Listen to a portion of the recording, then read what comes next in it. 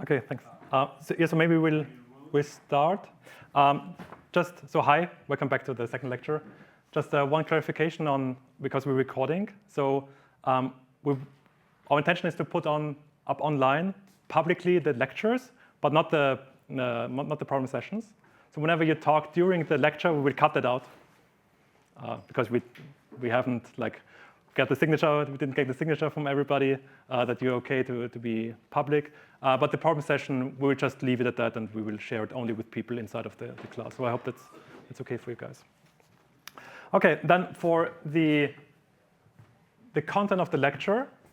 So today we're going to talk about chemical reaction networks.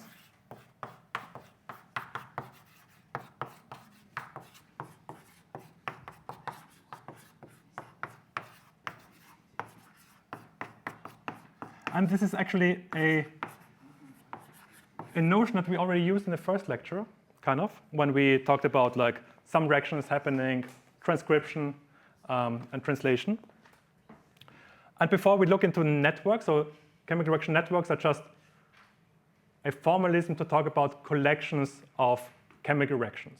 So multiple chemical reactions happening at the same time, that's what we call chemical reaction networks.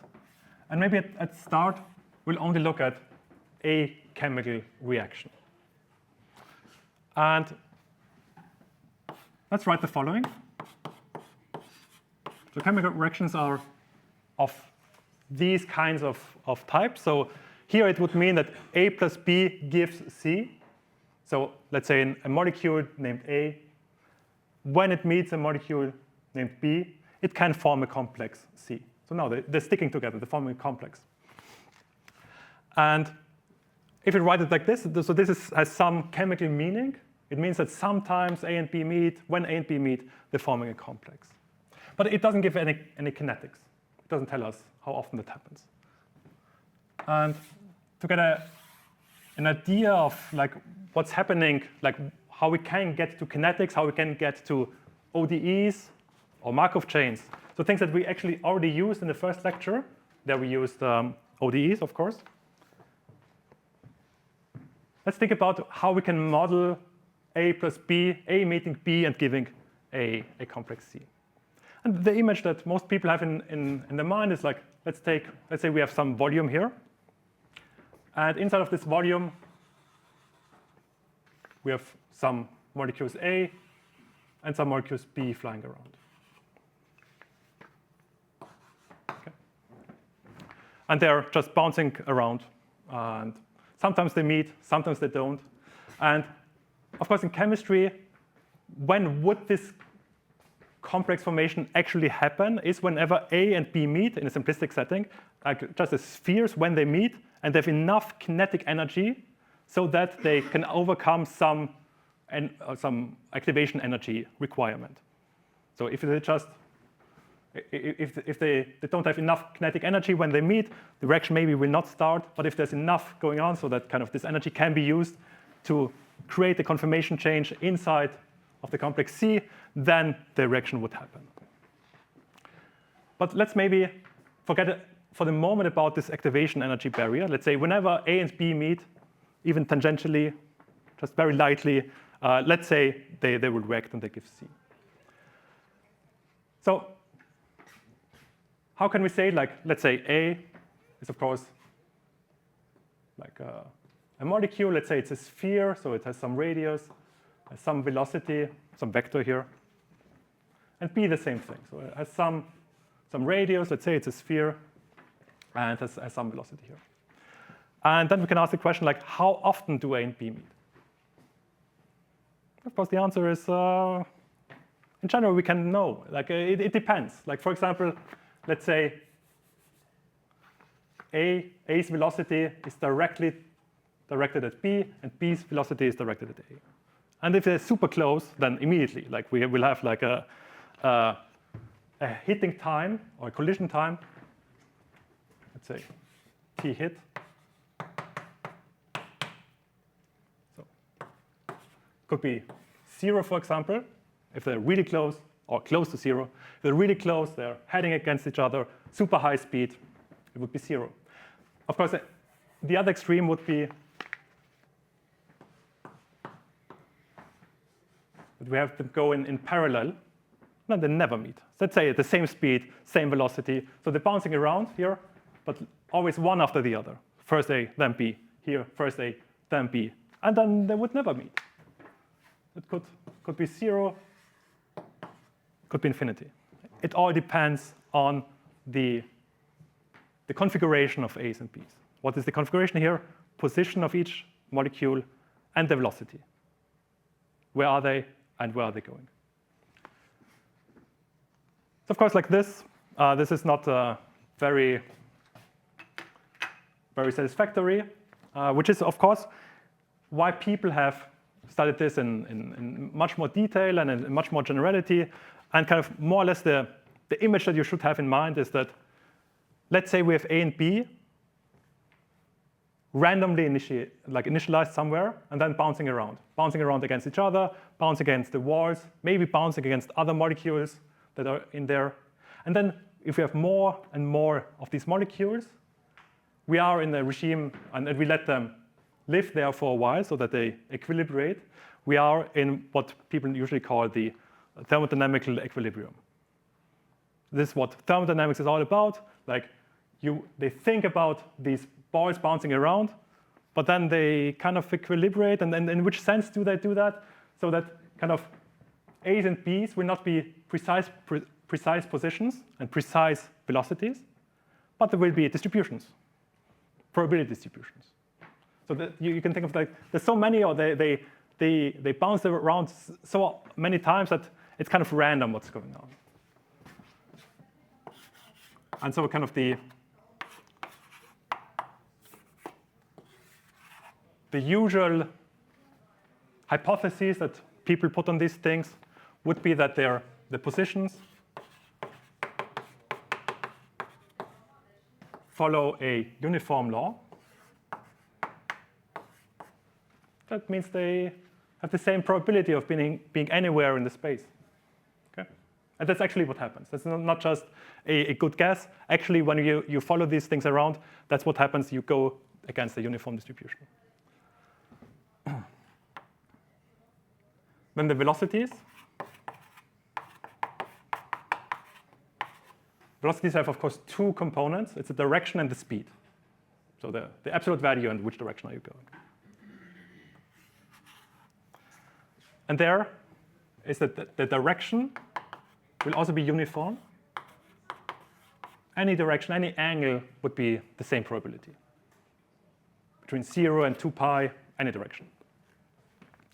And the magnitude, the speed, this is like one of the deeper insights of thermodynamics, but this is the distribution is known. It's what's called the Maxwell-Boltzmann distribution.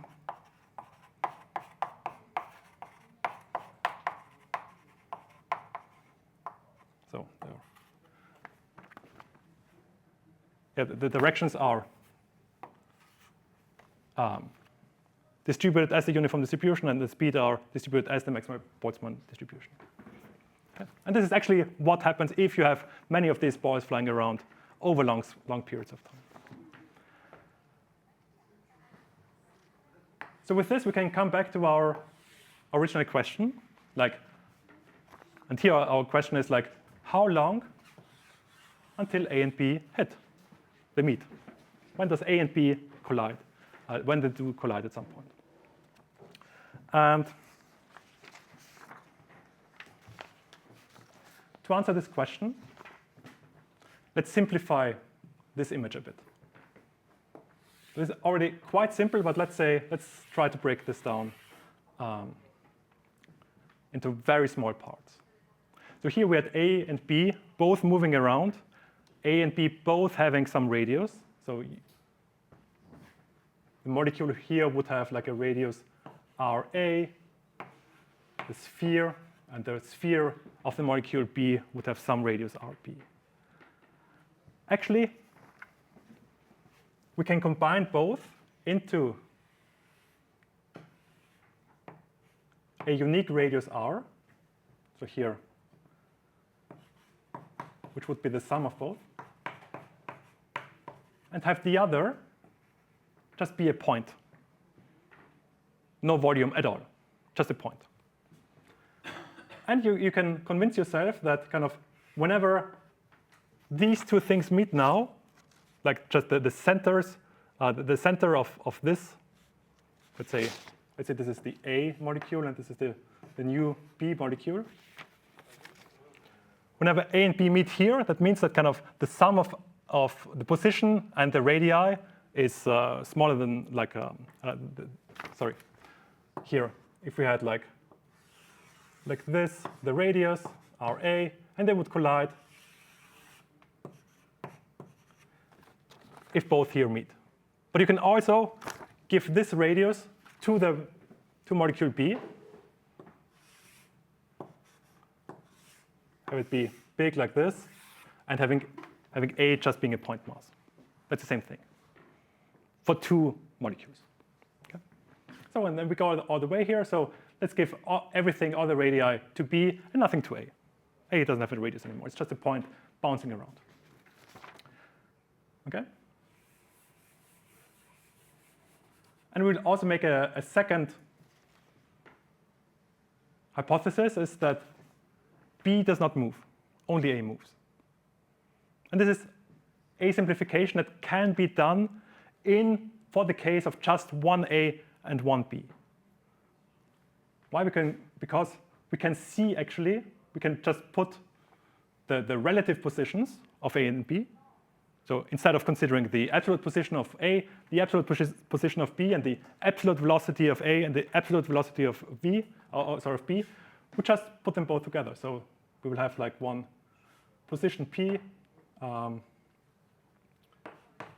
is just the position of A minus B, and just the velocity VA minus VB.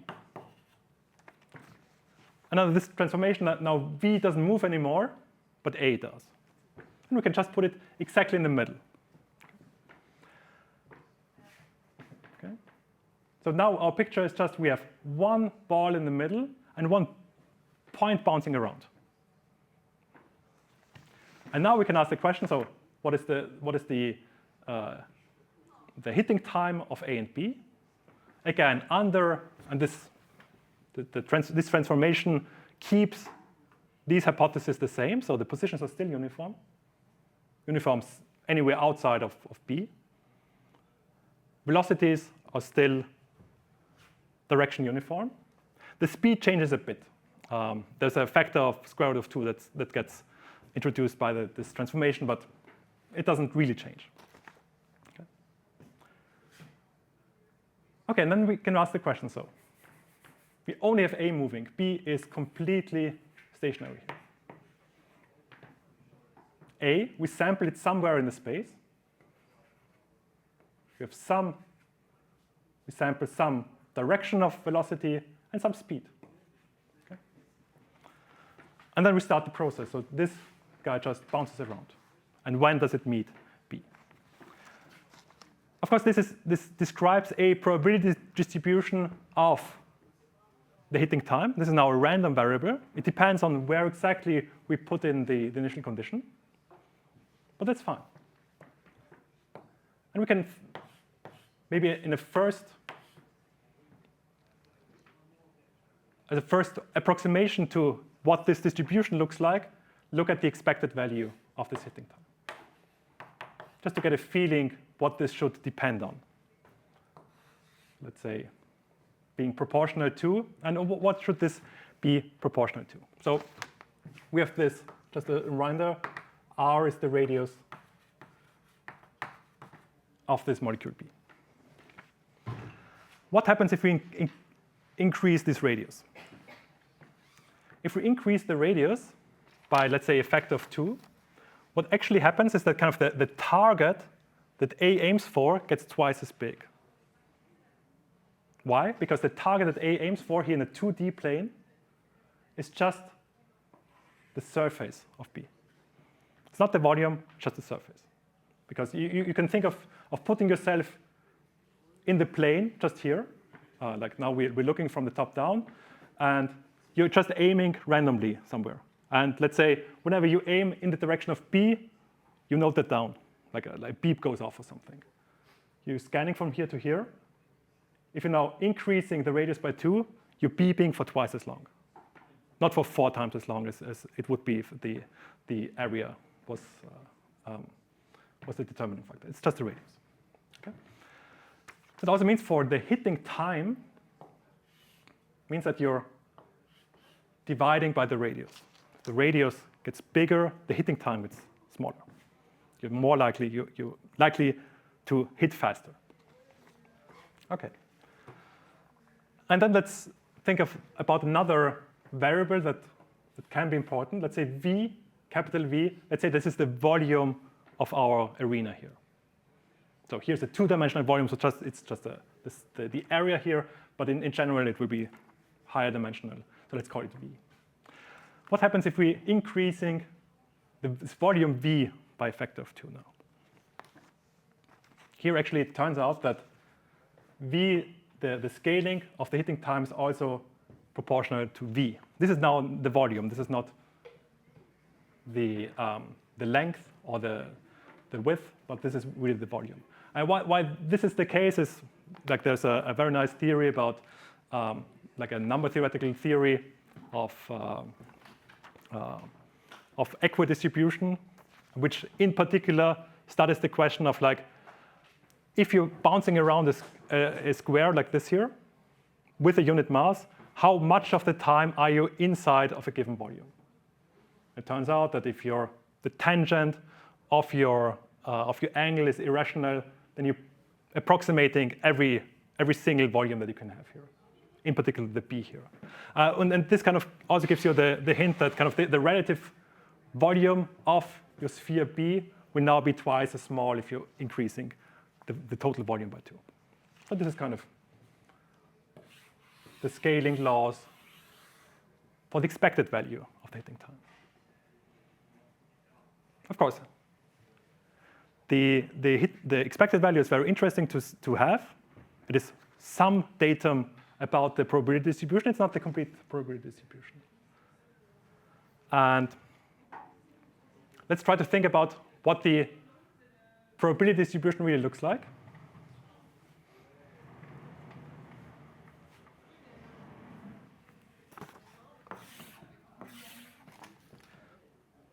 So for the probability distribution, kind of, we would want to know something like what is the probability of the hitting time being smaller or bigger than some positive real t.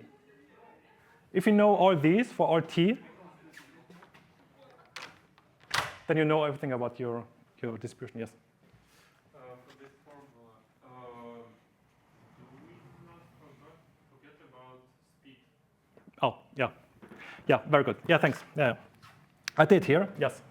And the way to include it here is actually also if you're increasing the speed by 2, you're hitting twice as quickly. So yeah, you're completely right. So here is the speed v. And if you're including this in the expected value, you would also have expected value of 1 over v. Yes.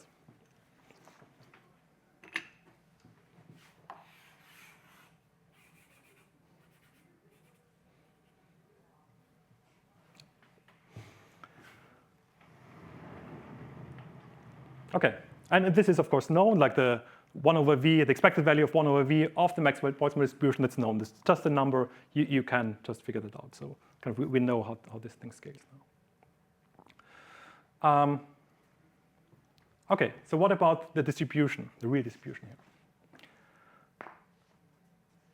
So if we know these numbers, these probabilities that the hitting time is larger than some time here for all the times, then we know exactly the probability distribution of the time t. And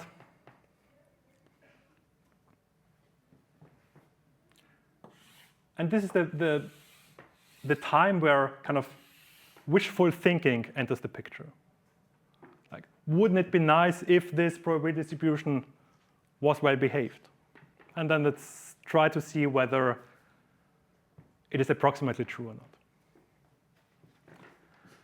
And one thing that people often try to do whenever the math gets too hard, in particular about random processes, is they're introducing an assumption or a property that's called being memoryless.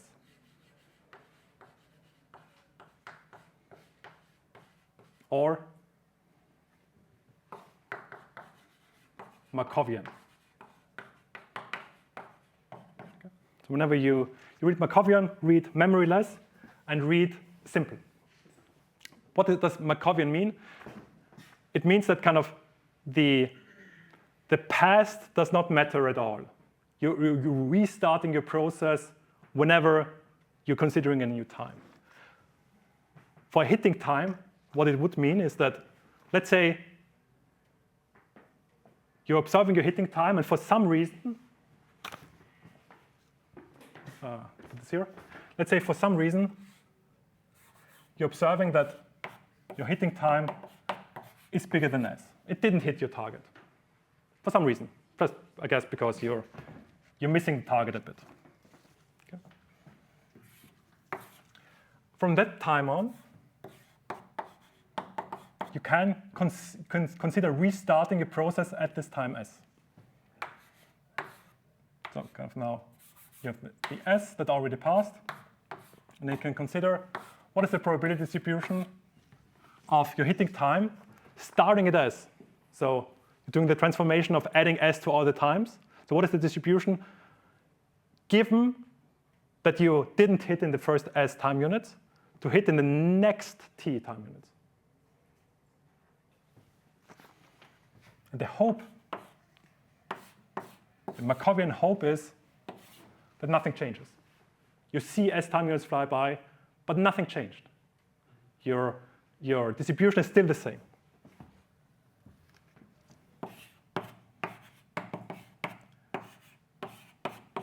Okay.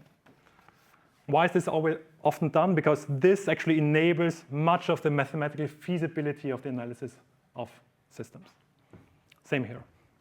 But let's try to see whether we can make this fit. So let's say, again, let's paint this picture with B, with A flying around. We sample this somewhere. And let's say we see some time S fly by, and we didn't hit. We know that we didn't hit for the first S time units. What is the distribution of our point P? Of our point A, position-wise and velocity-wise? Can it still be uniform?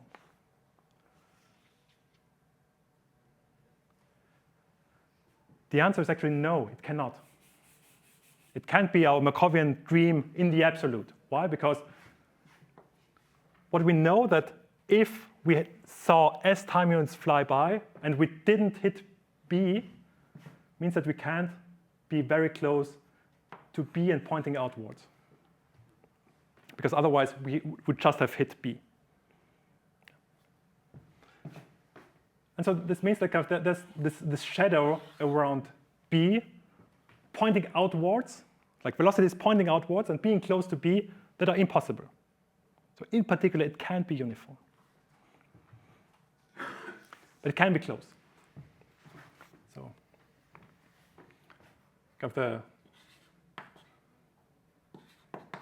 the size of this, let's call this shadow,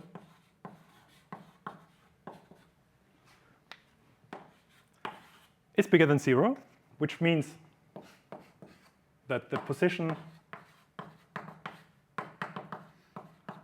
and velocity of our A is not uniform. Let's say direction of velocity or direction. I don't want to get into speed. It's not uniform. But what happens is if, and this is actually a practically relevant limit that we look at, is when R goes to 0, so the radius gets smaller and smaller, which is the case if you if you consider what we want to do in a second, consider multiple bees flying around. So many molecules be flying around, and each of them has to be smaller. If that happens, then kind of the asymptotic size of your shadow is 0. This is a theorem, you can prove that. The size of the shadow goes to 0. And then you're again in the limit here, then you're uniform. You're exactly uniform in the limit. And of course, for small values of R, you're close to being uniform. And then you're close to being Markovian in your system, but also for your hitting time. And then we can have this, this equation. And the funny thing about this is, as soon as you have this equation, like this memoryless property, this Markovian property, there's only one choice left. There's only one probability distribution, continuous probability distribution, that has this property for all S and T's. And this is, again, like this is a theorem, not hard to prove. But you can prove that whenever you have this Markovian property and you're a continuous probability distribution, then it's just a formula for this probability. And it's what's called the exponential distribution, for a reason that will be apparent now. Okay. What this means is kind of your probability to be higher, to have a hitting time longer than t, goes down exponentially. This is why this is called the exponential distribution.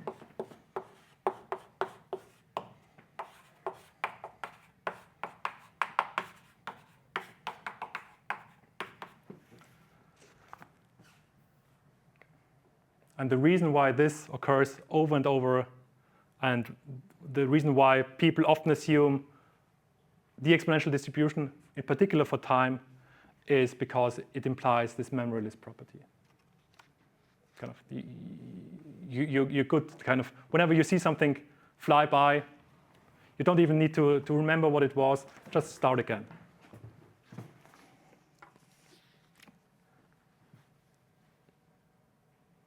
And there's a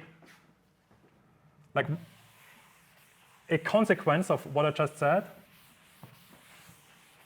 which also would show you why this is often used for time distributions, is that it can be composed in a really nice way.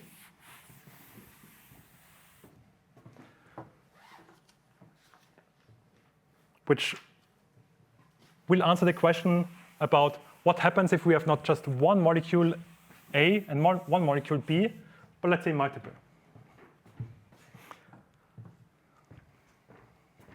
Let's say now, again paint our picture. Let's say we have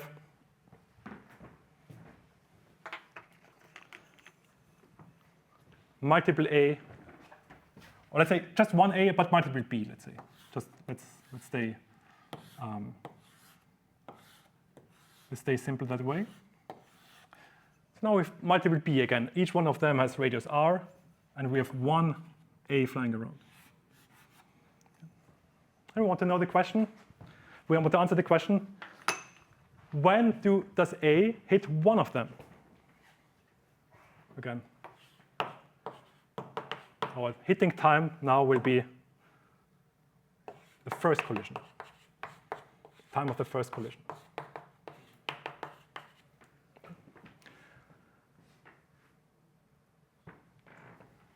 We can give a formula for this, and thankfully for the exponential distribution, the formula will be kind of the formula that we just give will have a known distribution.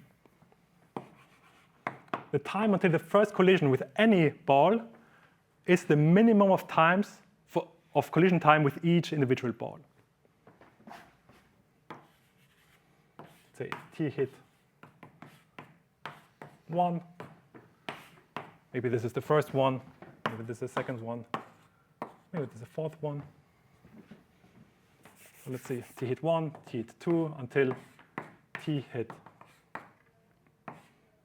4. Okay.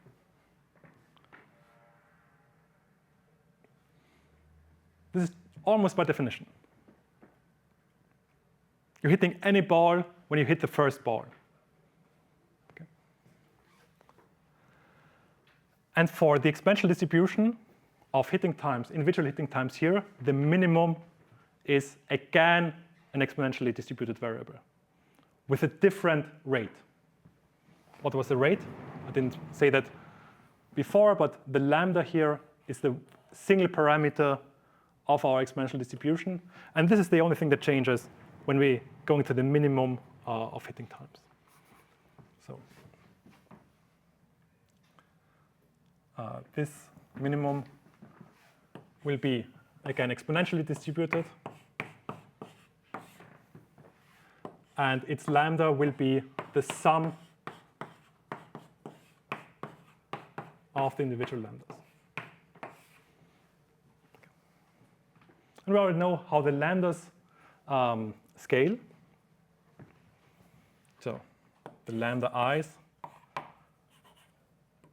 The lambda i's are the rates, and you can prove that this is actually, for the exponential distribution, of course, this is 1 over the expected value of the hitting time. Okay. And because we know how these things scale, and I think, yeah, I erased that, but the hitting time scaled with A over R, and now this scales with R over A. Okay. And then the minimum, the hitting time, so this is each individual hitting time.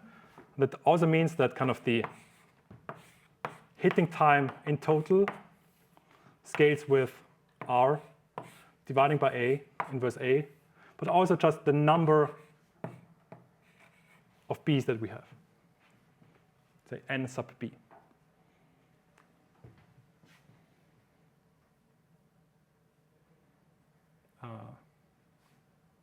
I'm sorry, this is the lambda hit here.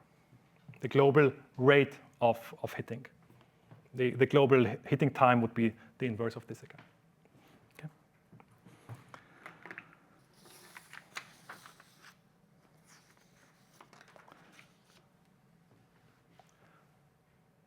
And with this, now this here I just increase the number of B's, but everything is symmetric in A and B here. So we also, for symmetry reasons, scale with the number of A's here.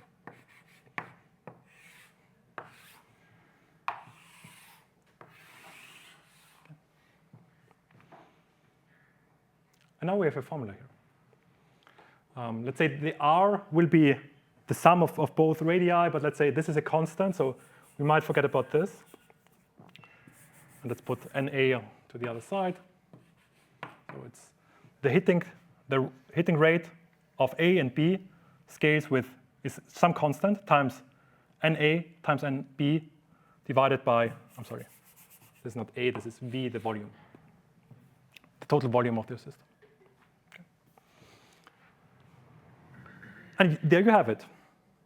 It is exponentially distributed approximately, and we even know something about the rate.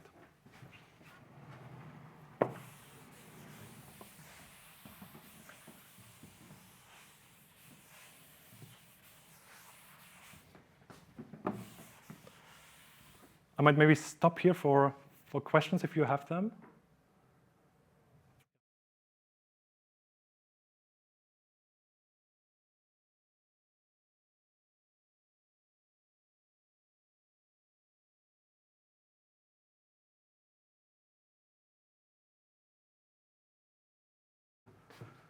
Yes, you're completely right. So the real phase space, the real configuration space that we're dealing with is not two-dimensional, it's three-dimensional.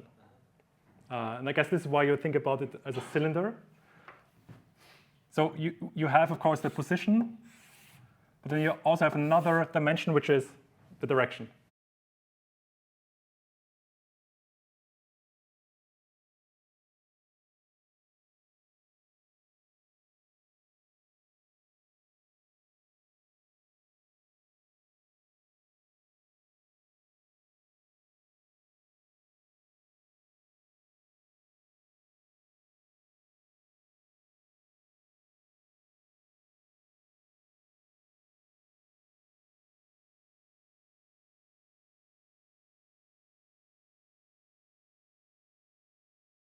It's a totally valid way of thinking about this. It of course hits a limit, like because the cylinder, the kind of the third dimension, if you think about it as the angle, it hits a wall at some point. It's between 0 and 2 pi, but yeah. But at the start, it's more accurately described, as you say, as a cylinder. That's completely true. Yeah. Other questions? Comments? Okay, awesome. Yes. We have a question online. Yeah.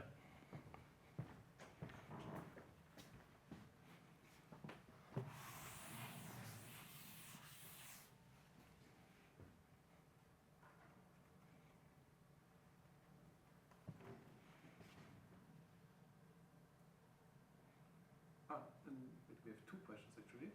Give me a second. So we have one question from Jeff and one question from Chandra. So I'm reading out Chandra's question for a second. Won't there be proper orientation of molecules to take into account for the chemical reaction to happen, like some steric hindrance? Yes, there would be. Of course, we abstracted all of that away whenever we said there's just a sphere and the orientation doesn't matter, the rotation doesn't matter. But yes, so we even abstracted away its form, its activation energy, and a few other things. But I agree, yes. Okay.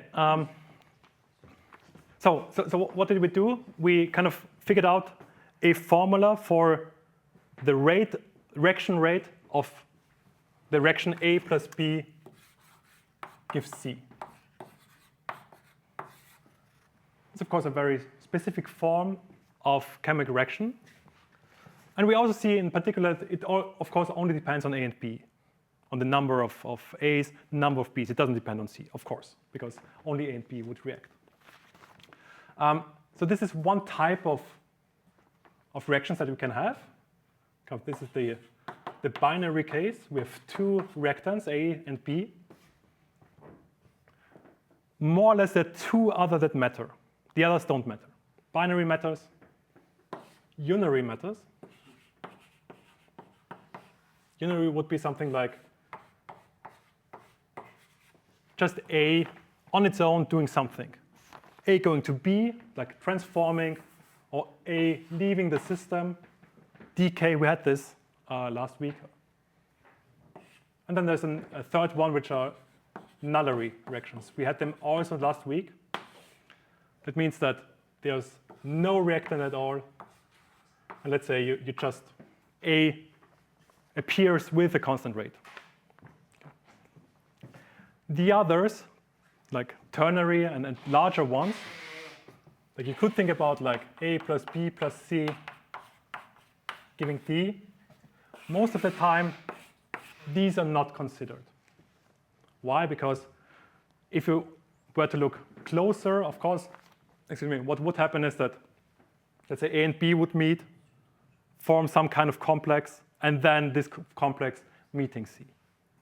So this to say that three things matter: binary, unary, nullary.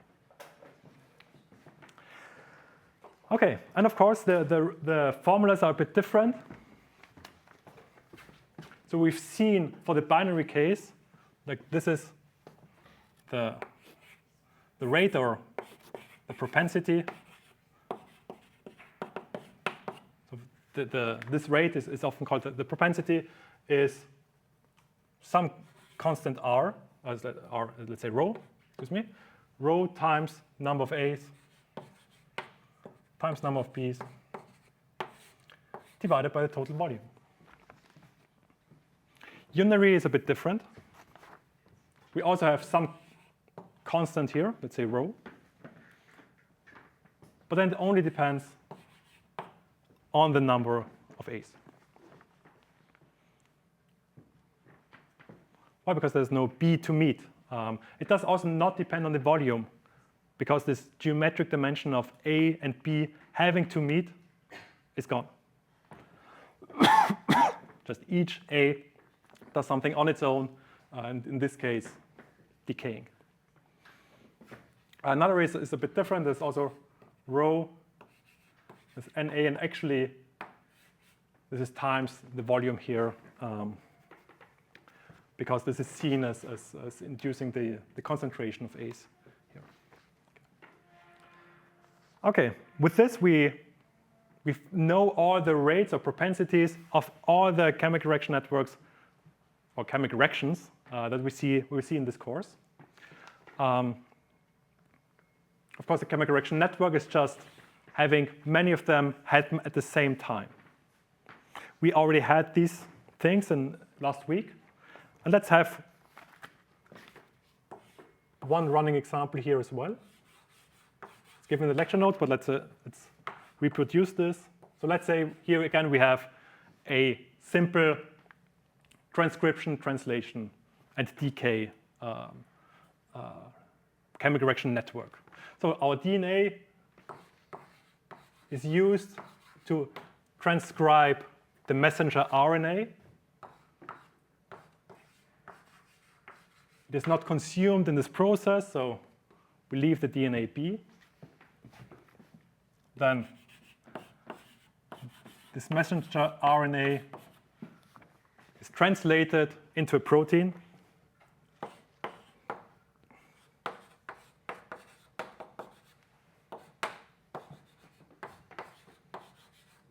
Can also survive this process. And then let's say we have two decay processes, or reactions, that is, which is the mRNA disappears with some rate, and the protein disappears with some rate. Okay. And so this is just the qualitative information. Of course, the quantitative information is what is this rho for each single reaction.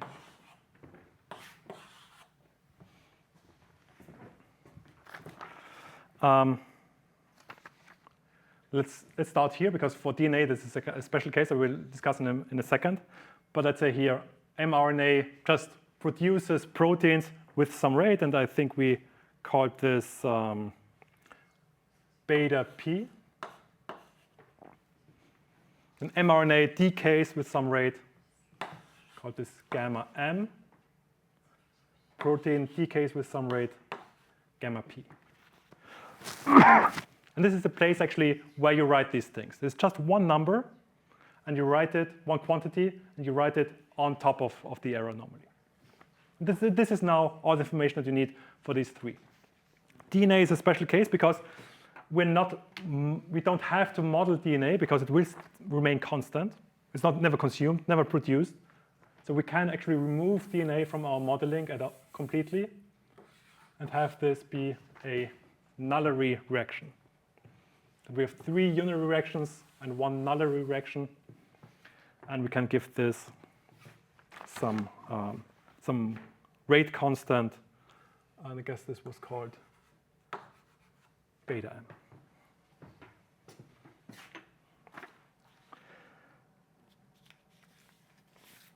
Okay.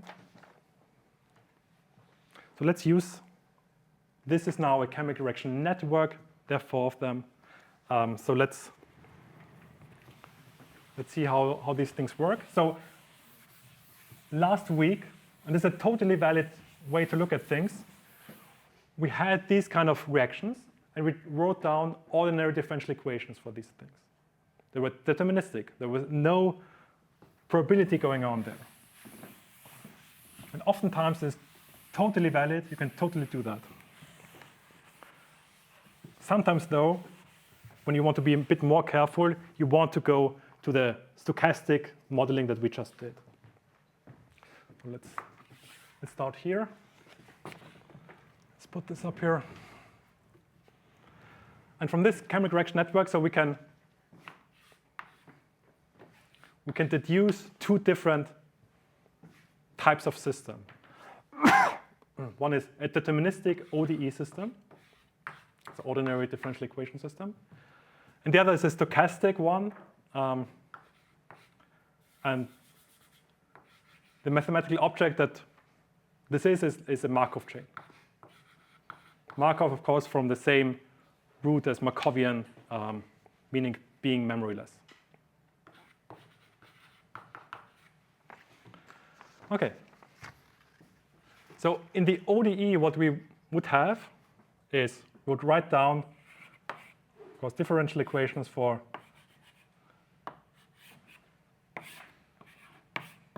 our two quantities that we have here that we care about. Actually, it's the mRNA and it's the protein. DNA we discussed away.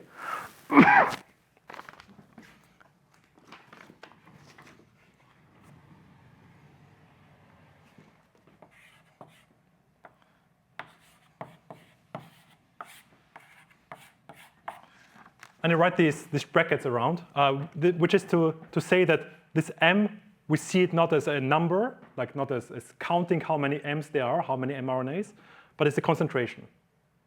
That means how many there are divided by the total volume. Okay? And of course, like we just write plus and minus for each reaction that the mRNAs is included in. Here there are three. We write a plus and a minus for each one of them. So here in the first reaction, mRNA is produced, so there's a plus something, and the rate is beta m. It's created out of nothing, so there's no other concentration to multiply here. Then the second one, mRNA is consumed but also produced at the same time, so the net effect is 0. So we can write plus 0, but it doesn't really matter. And then the direction where mRNA really gets taken out of the system is this decay, where we have gamma m times the concentration of m. P is the same way. So the first reaction, P doesn't change. Excuse me. The second, it does. It gets produced with rate beta P times m, the mRNA concentration, and also gets removed out of the system with gamma P times the concentration of P. This is kind of just the way that we did it last week, actually. We said, oh, there's some rate of it being produced, some rate of it being removed out of the system. So writing this. Now with our stochastic modeling and our stochastic results, we can go one step further. We can actually prove that this is some sort of deterministic limit of the stochastic system. I'm sorry, do you guys have? Okay. And this is here. Let's put here the Markov chain. The Markov chain does not consider the real valued continuous concentrations of M and P, but the discrete counts. So a state would be M, a pair M and P.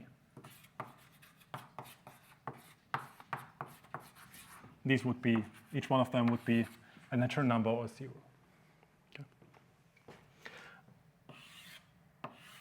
Then you can draw a graph out of this. So let's say here we have M and P, and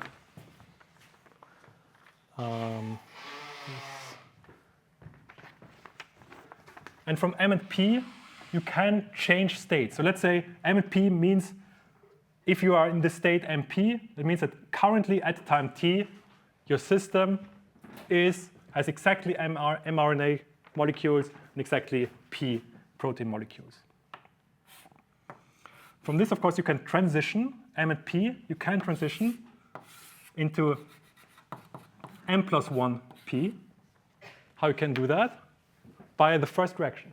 First, new mRNA pops into your system. So this is with rate beta m, or propensity beta m. You can also go the other direction by decaying one mRNA. Here this would be gamma m times m plus 1. Each one of them has a chance at a certain rate, so a certain chance of being decayed in a given amount of time. And you can also go the other direction here. m minus 1p, gamma m times m. You can go here via beta m. You can also increase p by this direction. This would be with beta p and times m. Sorry, this would be m p plus 1. You can go down just by decaying one of the p's, so this would be gamma p times p plus 1. And then you can do the same thing with the fourth neighbor, which is m and p minus 1. So here you can decay one of your p's, gamma p times p, and here you can just transcribe one of your m's again. So this would be beta p times m. Okay. This is just focusing on one MP, which, when none of them is 0, and looking at the neighbors. So kind of you get this net of this mesh of m's and p's here. At the border, it looks a bit different because you can't decay if you're already at 0. And once you draw this picture, or even if you don't, you can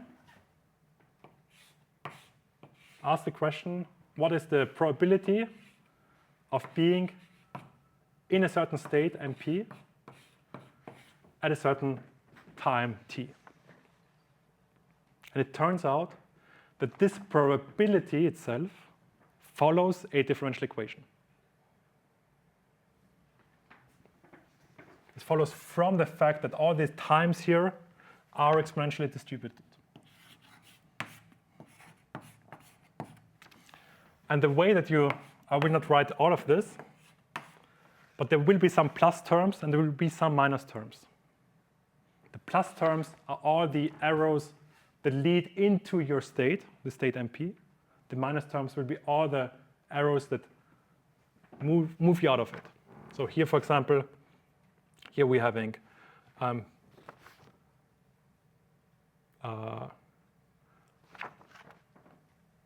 beta m, which moves you outside of your MP. So let's give this a color.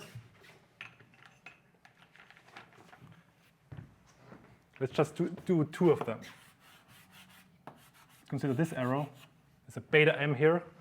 So this moves you out of your state. So this will be minus beta m times your current state, the probability of your current state.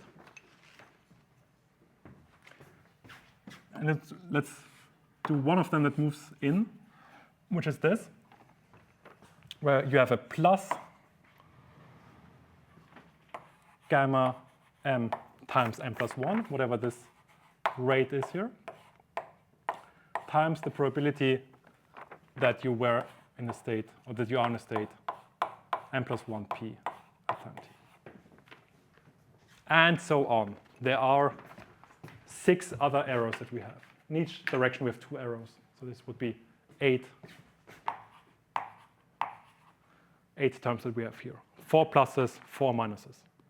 Okay. This is what's called the chemical master equation, or the Kolmogorov forward equations, depending on your on the community that you come from. Kolmogorov equations. Okay. And there is a link between. So now we have 2 kind of different ODEs here in our picture. They talk about very different things. So here they talk about directly, excuse me, about the concentration of m's and p's. Here they talk about the probability of having a certain number of m's and p's. It turns out there's a link between the 2. And maybe I will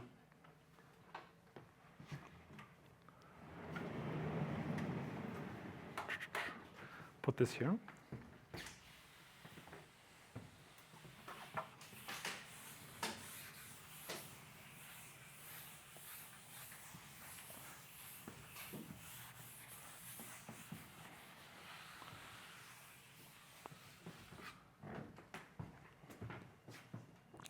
turns out that for our specific system here,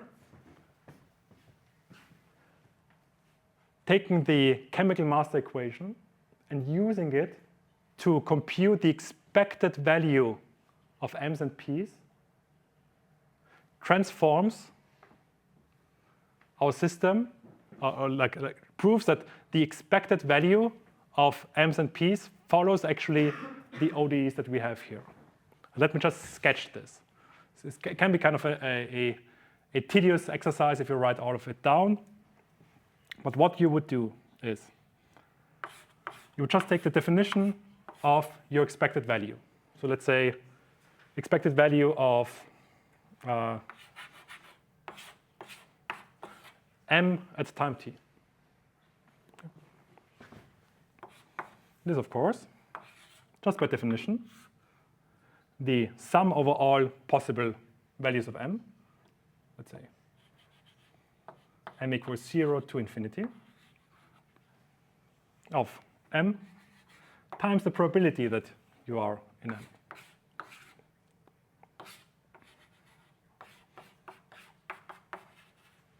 Okay.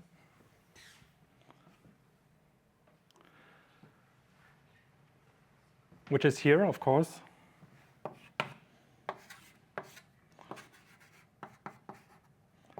the double sum here. So if you are if the only thing that you care about is the number of mRNAs, then you could be in any of the protein states. You don't care. So P could be 0 up until infinity. M times the probability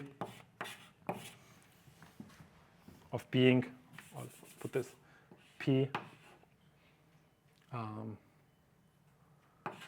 PM P T. Okay. And with this now, you can just, with this equation, you can take this equation and just add the differential operator here and everywhere. So here, left-hand side, middle, and also this side. It's a linear operator. You have to make sure that you can change the order of differential and infinite summation, but in this case you can. And you can take this and produce the right-hand side of this equation. If you do that, you can do it in general, then it's not as tedious. If you do it for this specific example, it can become tedious because there are just 8 different terms here. But many of them simplify. And in this case, what comes out of it is beta m minus gamma m times. And you have to recombine terms again to get the expected value here of m of t. And this is always true if you only have nullary or unary reactions in your system. As soon as if you have a binary reaction, completely breaks down. Because there will be some exchanging of multiplication and the expected value that you can't just can't do. That you can't assume, and in many systems is completely wrong. There in the lecture notes, we have another approximation that you can do even for binary reactions, whenever you have also binary reactions in your network, which is the chemical Langevin equation. I don't want to go into this during the lecture. If you have any questions, we can go into that as well, or maybe one of the upcoming classes. But I would just like to end on a short discussion of why we have 2 different ways of thinking about our system, why we have ODEs and Markov chains, actually. And then when would you choose one, and when would you choose the other?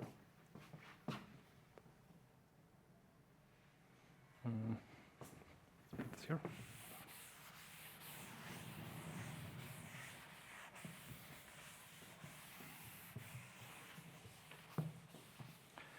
We derived approximately derived the Markov chain kinetics from thermodynamics, from just spheres bouncing into each other.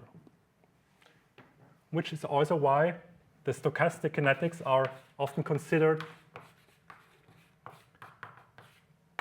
to be more precise.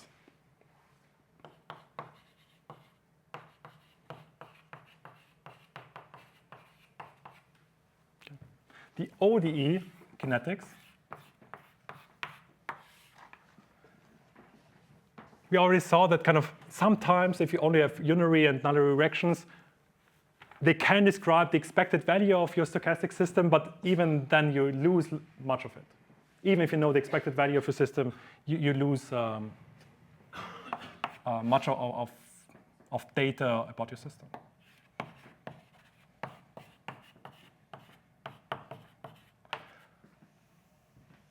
And when these things matter is if you have low counts. If you're talking about 1, 2, a few hundred molecules, then stochastics are where it's at. You need to consider them. If you have many, like if you have high counts of all your species, actually you can prove that, again, even if you have binary reactions, it's well approximated by the ordinary differential equation. And also, each single one noise element, which is your single molecule, doesn't matter as much. If you can think about this like law of large numbers, each single one of them, just the noise cancels out in some way. Of course, solving ODEs is much faster than simulating stochastics. So this is in terms of simulation. And also, even if you generate one sample path of your Markov chain, still doesn't mean that you're done. You have to do many of them and get some statistics about your system and so on.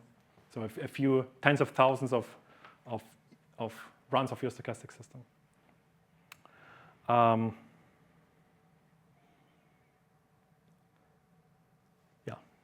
I think I will want to end here. There is an in-between, which is the Langevin equation, which sometimes is really useful and can also be used to kind of justify that even for sometimes for binary reactions, your expected value follows the ODE from the ODE kinetics as you would write them. Okay, do you guys have any questions?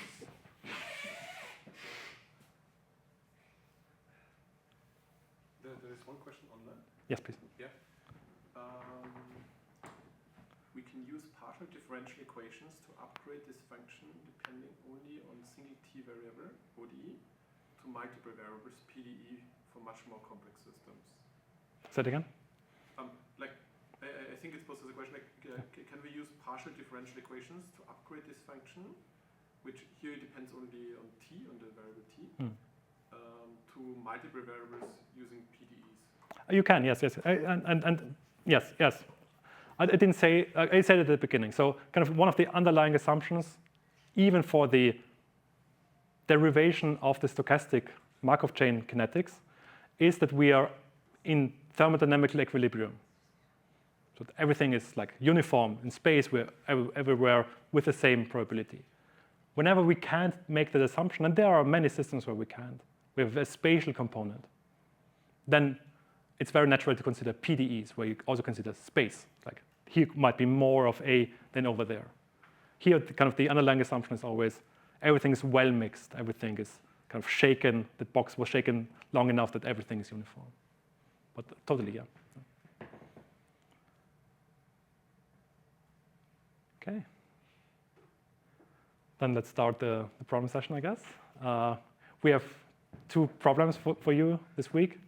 And yeah, I guess you look at them. Whenever you have any questions, you just talk to us here or I guess on Discord. And yes? There's another question. Yes. Few counts, does this mean low concentration of species? And if so, the application of circuits matters in this case? Yes, definitely. Yeah. And we will see actually next week a very specific circuit where we have a stochastic system and we have to have a stochastic analysis about it. Otherwise, we don't understand it at all. And it is a circuit that is designed in such a way that you always go to low counts at some point, and then you go up again. But definitely, yeah, can matter a lot. Okay. Let's go to the problem session.